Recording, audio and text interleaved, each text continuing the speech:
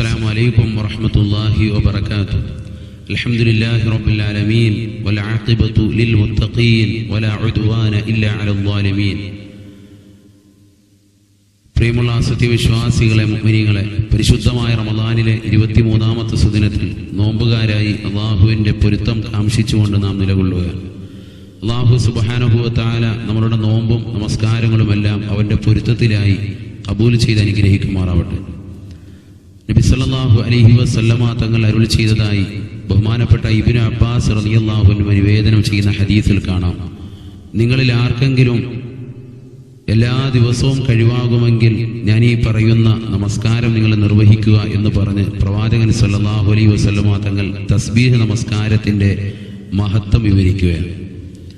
ആർക്കെങ്കിലും കഴിയുമെങ്കിൽ എല്ലാ ദിവസവും അനുഷ്ഠിക്കുക, അതുമല്ലെങ്കിൽ ആഴ്ചയിൽ ഒരു ദിവസം, അതുമല്ലെങ്കിൽ മാസത്തിൽ ഒരു ദിവസം, അതുമല്ലെങ്കിൽ വർഷത്തിൽ ഒരു ദിവസം, അതുമല്ലെങ്കിൽ നിങ്ങളുടെ ആയുസ്സിൽ ഒരു പ്രാവശ്യമെങ്കിലും നിങ്ങൾ നമസ്കരിക്കേണ്ട നമസ്കാരമാണ് എന്ന് പറഞ്ഞ് നബി സല്ലല്ലാഹു അലൈഹി വസല്ലം തങ്ങൾ ശ്രേഷ്ഠതയാകുന്ന തസ്ബീഹ് നമസ്കാരം അള്ളാഹുവിൻ്റെ റസൂൽ സ്വഹാബത്തിന് പഠിപ്പിക്കുകയാണ്.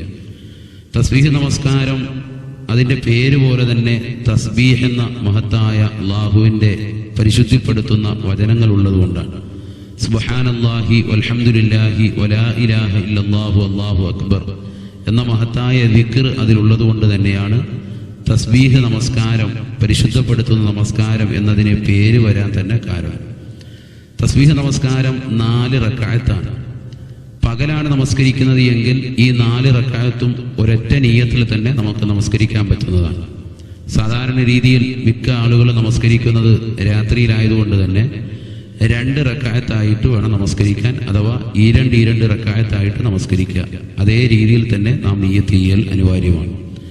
2 റക്അത്ത് തസ്ബീഹ് നമസ്കാരം അല്ലാഹു തആലയ്ക്ക് വേണ്ടി ഞാൻ നമസ്കരിക്കുന്നു എന്ന് കരുതി ഒറ്റയ്ക്കാണ് നമസ്കരിക്കേണ്ടത്. തസ്ബീഹ് നമസ്കാരം ജമാഅത്ത് സുന്നത്തിൻ്റെ തക്ബീറത്തുൽ ഇഹ്റാം ചൊല്ലി ഫാത്തിഹ സൂറത്ത് ഓതിയതിനു ശേഷം 4 റക്അത്തുകളിലും ഓതേണ്ടുന്ന സൂക്തങ്ങൾ നബി സല്ലല്ലാഹു അലൈഹി വസല്ലമ തങ്ങൾ പ്രത്യേകമായി പഠിപ്പിച്ചിട്ടുണ്ട്.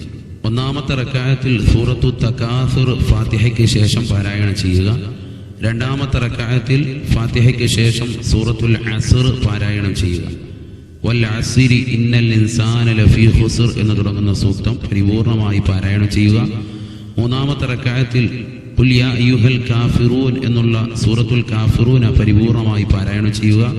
4ാമത്തെ റക്അത്തിൽ സൂറത്തുൽ ഇഖ്ലാസ് അഥവാ ഖുൽ ഹുവല്ലാഹു അഹദ് എന്നുള്ള സൂക്തം പരിപൂർണമായി പാരായണം ചെയ്യുക.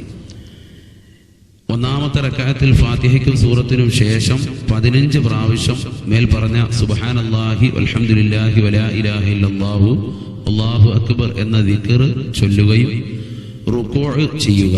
റുകൂഇൽ ചൊല്ലേണ്ടുന്ന ദിക്റുകൾക്ക് ശേഷം സുബ്ഹാനല്ലാഹി വൽഹംദുലില്ലാഹി വലാ ഇലാഹ ഇല്ലല്ലാഹു അല്ലാഹു അക്ബർ എന്ന ദിക്ർ 10 പ്രാവശ്യം ചൊല്ലുക. ശേഷം ഇഅ്തിദാൽ ചെയ്യുക. ഇഅ്തിദാലിൽ വന്നതിന് ശേഷം അവിടെ ചൊല്ലേണ്ടുന്ന ദിക്റുകൾ ചൊല്ലിക്കഴിഞ്ഞതിന് ശേഷം 10 പ്രാവശ്യം മേൽപ്പറഞ്ഞ ദിക്ർ ആവർത്തിക്കുക. വീണ്ടും സുജൂദ് ചെയ്യുക. അവിടുത്തെ ദിക്റുകൾ കഴിഞ്ഞതിന് ശേഷം മേൽപ്പറഞ്ഞ ദിക്ർ 10 പ്രാവശ്യം ആവർത്തിക്കുക. അതിനുശേഷം വീണ്ടും ഇടയിലെ ഇരുത്തമിരിക്കുക. അവിടെ നമ്മൾ സാധാരണ ചെല്ലുന്ന ദിക്റുകൾക്ക് ശേഷം സുബ്ഹാനല്ലാഹി വൽഹംദുലില്ലാഹി വലാ ഇലാഹ ഇല്ലല്ലാഹു അല്ലാഹു അക്ബർ എന്ന ദിക്ർ 10 പ്രാവശ്യം ചൊല്ലുക. വീണ്ടും 2ാമത്തെ സുജൂദ് ചെയ്യുന്നു. അവിടെയും സുബ്ഹാന റബ്ബിയൽ അഅ്ലാ വബിഹംദിഹി എന്നതിന് ശേഷം മേൽപ്പറഞ്ഞ ദിക്ർ 10 പ്രാവശ്യം ചൊല്ലി സാധാരണ രീതിയിൽ 1ാമത്തെ റക്അത്തിൽ നിന്ന് 2ാമത്തെ റക്അത്തിലേക്ക് എഴുന്നേൽക്കുമ്പോൾ ഷാഫി മദ്ഹബിൽ ഇസ്തിറാഹത്തിന്റെ സുന്നത്തായ ഒരു ഇരുത്തമുണ്ട്. ആ സുന്നത്തായ ഇരുത്തത്തിൽ അല്ലാഹു അക്ബർ എന്ന് പറഞ്ഞ് ഇരുന്നതിന് ശേഷം 10 പ്രാവശ്യം സുബ്ഹാനല്ലാഹി വൽഹംദുലില്ലാഹി വലാ ഇലാഹ ഇല്ലല്ലാഹു വല്ലാഹു അക്ബർ എന്ന ദിക്ർ ചൊല്ലുക. അതിനുശേഷം പിന്നീട് തക്ബീർ ഇല്ലാതെ നമ്മൾ 2ാമത്തെ റക്അത്തിലേക്ക് എഴുന്നേൽക്കുക. ഇവിടെ ശ്രദ്ധിക്കേണ്ട ഒരു കാര്യമാണ്, പല ആളുകളും ആ ഇരുത്തത്തിൽ പിന്നെ എഴുന്നേൽക്കുമ്പോൾ വീണ്ടും ഒരു തക്ബീർ ചൊല്ലാറുണ്ട്. അത് പാടില്ലാത്തതാണ്.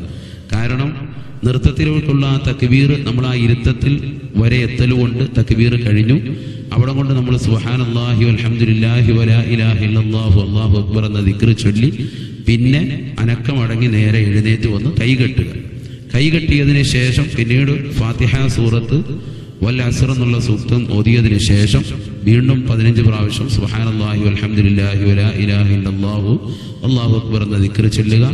ഒന്നാമത്തെ റക്അത്തിൽ പറഞ്ഞതുപോലെ റുകൂയിലും സുജൂദിലും ഇഅ്തിദാലിലുമെല്ലാം മേൽ പറഞ്ഞ ഓതേണ്ടുന്ന ദിക്റുകൾ അഥവാ അവിടെ ചൊല്ലേണ്ടുന്ന ദിക്റുകൾക്ക് ശേഷം സുബ്ഹാനല്ലാഹി വൽഹംദുലില്ലാഹി വലാ ഇലാഹ ഇല്ലല്ലാഹു അല്ലാഹു അക്ബർ എന്ന ദിക്ർ ചൊല്ലി അവസാനത്തെ അത്തഹിയ്യാത്തിൽ നമ്മൾ ഇരിക്കുമ്പോൾ, രണ്ടാമത്തെ റക്അത്തിന്റെ അത്തഹിയ്യാത്തിൽ ഇരിക്കുമ്പോൾ അത്തഹിയ്യാത്തിന് മുമ്പായി 10 പ്രാവശ്യം ഈ ദിക്ർ നമ്മൾ ചൊല്ലുക. അഥവാ ബാക്കിയുള്ള എല്ലാ സ്ഥലത്തും ദിക്റുകൾക്ക് ശേഷമാണ് ദിക്റെങ്കിൽ അത്തഹിയ്യാത്തിന്റെ അവിടെ വരുമ്പോൾ അത്തഹിയ്യാത്തിന് മുമ്പായിരിക്കണം ഈ ദിക്ർ 10 പ്രാവശ്യം ചൊല്ലേണ്ടുന്നത്. അതിനുശേഷം അത്തഹിയ്യാത്ത് ഓതി നമ്മൾ സലാം വീട്ടുക. വീണ്ടും വീണ്ടും മൂന്നാമത്തെ റക്അത്തും നാലാമത്തെ റക്അത്തും മേൽ പറഞ്ഞ നിയ്യത്തിൽ ഇതേപോലെ തന്നെ സൂറത്തുൽ കാഫിറൂനെയും സൂറത്തുൽ ഇഖ്ലാസും ഓതി നമസ്കാരം പൂർത്തീകരിക്കുക. അല്ലാഹു സുബ്ഹാനഹു വ തആല നമ്മുടെ നമസ്കാരങ്ങളെ സ്വീകരിക്കുമാറാവട്ടെ. ഏതെങ്കിലും ഭാഗങ്ങളിൽ നമ്മൾ തക്ബീർ ചൊല്ലാൻ അഥവാ ദിക്ർ ചൊല്ലാൻ വിട്ടുപോയിട്ടുണ്ട് എങ്കിൽ സുബ്ഹാനല്ലാഹ് എന്ന് തുടങ്ങുന്ന ആ ദിക്ർ നമ്മുടെ നൃത്തത്തിലോ ഇരുത്തത്തിലോ എവിടെയെങ്കിലും വിട്ടുപോയിട്ടുണ്ട് എങ്കിൽ അത് തൊട്ടടുത്ത ഫർദിൽ പരിഹരിക്കാതെ അത് സുജൂദിൽ പരിഹരിച്ച് വിട്ടുക. അതിന്റെ എണ്ണം പൂർത്തീകരിക്കുക. ഒരു റക്അത്തിൽ 75ഉം 4 റക്അത്തുകളിലൂടെ 300 തസ്ബീഹായിട്ട് ഇൻഷാ അല്ലാഹ് കണക്കാക്കുക. അല്ലാഹു നമ്മുടെ നമസ്കാരങ്ങളെ സ്വീകരിക്കട്ടെ. തസ്ബീഹ് നിസ്കാരം വളരെയേറെ ശ്രേഷ്ഠതയുള്ളതാണ്. മുൻഗാമികളാകുന്ന മുഴുവൻ ആളുകളും സ്വഹാബത്ത് ഒന്നടങ്കം താബീയങ്ങളും ശേഷമുള്ളവരും ഒക്കെ നമസ്കരിച്ചിട്ടുള്ളതാണ്. നമ്മുടെ ആയുസ്സിൽ ഒരു പ്രാവശ്യമെങ്കിലും ആ നമസ്കാരം നിർവഹിക്കാൻ അല്ലാഹു തൗഫീഖ് നൽകട്ടെ. എന്നല്ല അത് നിത്യമാക്കാനും അല്ലാഹു തൗഫീഖ് നൽകട്ടെ. അസ്സലാമു അലൈക്കും വറഹ്മത്തുള്ളാഹി വബറകാതുഹു.